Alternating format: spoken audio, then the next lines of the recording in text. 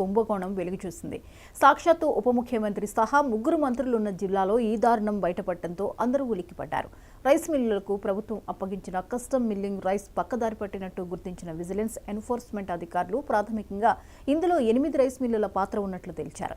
ఈ కుంభకోణం మీద ఖమ్మం నుంచి 99 టీవీ ప్రత్యేక కథనం.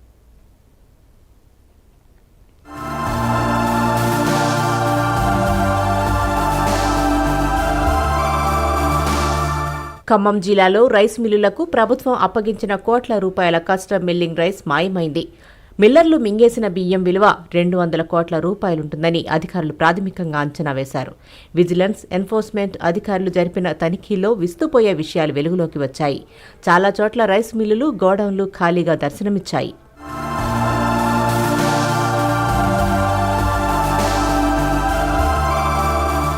ఖమ్మం జిల్లాలో మొత్తం 66 రైస్ మిల్లులుండగా 2022-23 రబీ సీజన్లో 1,00,000 మెట్రిక్ టన్నులకు పైగా ధాన్యం పంపగా 70% మాత్రమే మిల్లింగ్ జరిగింది.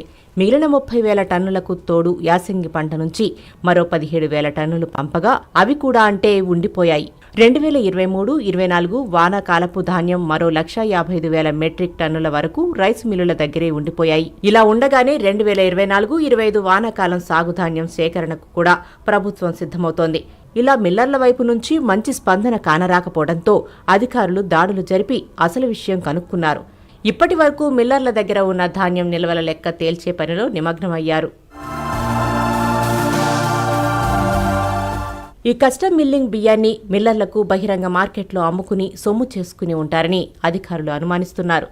బకాయిలు చెల్లించని మిల్లర్లకు 125% జరిమానాతో పాటు బియ్యానికి బదులు నగదు రూపంలో వసూలు చేయాలని పౌర సరఫరా శాఖ ఉన్నతాధికారులు ఆదేశించారు. జిల్లాలోని 8 మిల్లుల్లో భారీగా సీఎంఆర్ అవకతవకలు జరిగినట్టు ప్రాథమికంగా గుర్తించారు.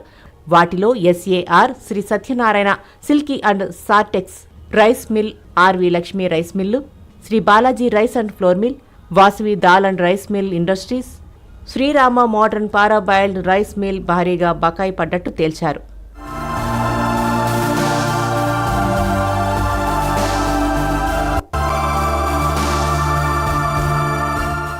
ఇలా ఉండగా ఈ సీఎంఆర్ దందాలో పౌర సరఫరాల శాఖ అధికారుల పాత్ర మీద అనుమానాలు మొదలయ్యాయి.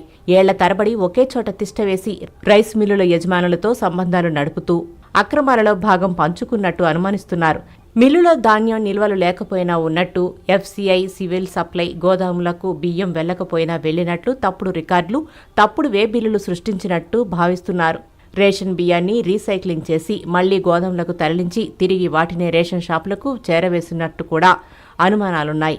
దీంతో జిల్లాలో జరిగిన సీఎంఆర్ కుంభకోణం మీద సమగ్ర విచారణ జరిపించాలంటూ జిల్లా మంత్రులు పొంగులేటి, తుమ్మల, డిప్యూటీ సీఎం బట్టి విక్రమార్క ఆదేశించారు. ఈ కుంభకోణంలో మిల్లర్లకు సహకరించిన అధికారుల మీద చర్యలు తీసుకుని బకాయిలు చెల్లించని మిల్లర్లను బ్లాక్ లిస్టులో చేర్చాలని కూడా ఆదేశించారు.